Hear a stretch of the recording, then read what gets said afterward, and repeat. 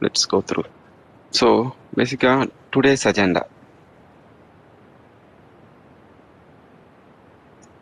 So first, what is AEM? Okay, so versions of AEM,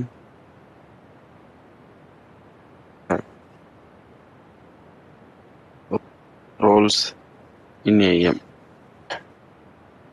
This is my agenda. So basically, and then I will be providing the syllabus, and then I'll go through the syllabus and how many days it takes and everything. Okay, so this is our agenda today. So first, so what is AEM? అసలు AEM అంటే ఏంది, అసలు ఎందుకు ఇంత అని అంటే, so మనం ఒక ఈనాడు వెబ్సైట్ తీసుకుందాం. So in a layman perspective లో మనం ఒక ఈనాడు వెబ్సైట్ ఒకటి తీసుకుందాం.